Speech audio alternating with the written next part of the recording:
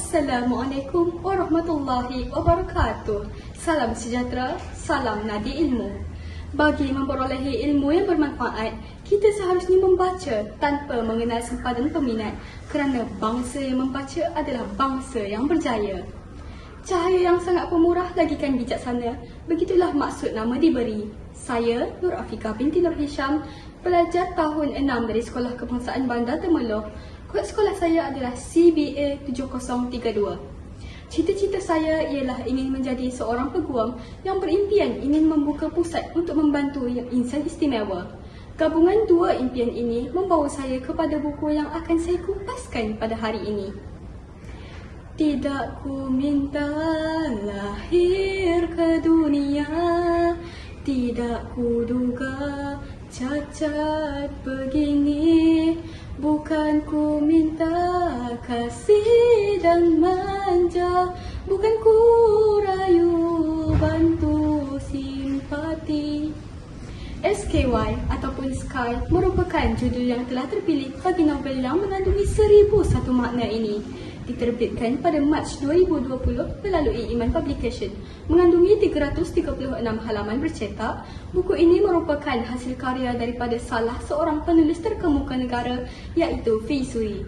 Fi Suri seorang introvert sejati yang suka mencari ilham menulis dengan menonton K-drama.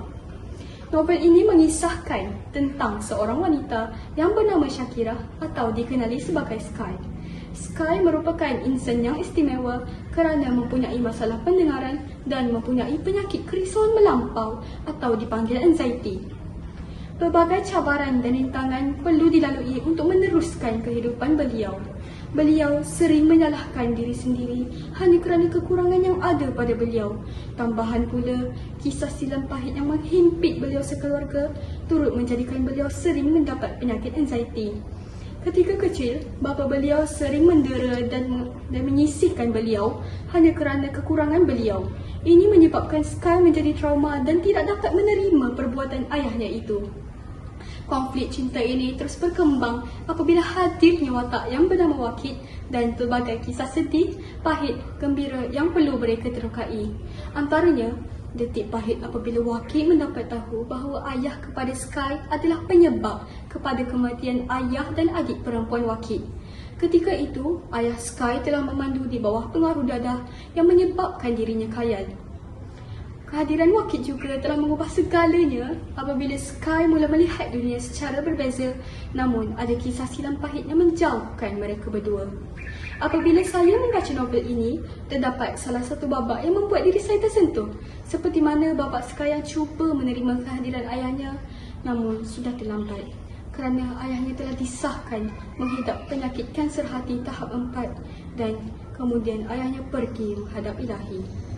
Babak ini telah mengajar kita erti menghargai sebelum kehilangan permata. Oleh itu, kita hendaklah sentiasa menghargai apa sahaja di hadapan kita supaya kita tidak menyesal di kemudian hari.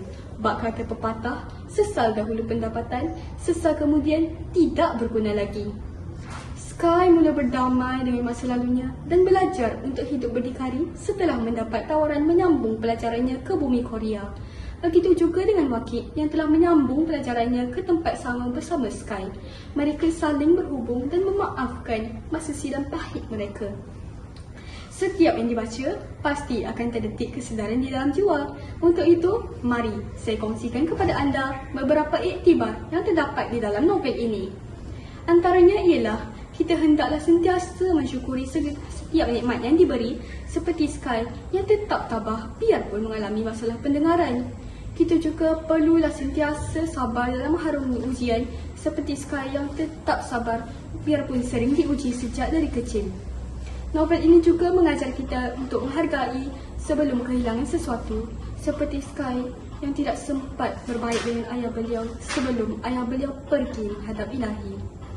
Akhir sekali, yang paling menarik bagi saya ialah di buku ini kita dapat belajar menggunakan huruf dalam bahasa isyarat. Saya dapat belajar huruf A, B, C dan D sehinggalah Z. Dengan ini, saya dapat membantu mereka yang kurang berkemampuan dari segi pendengaran untuk meneruskan aktiviti seharian mereka.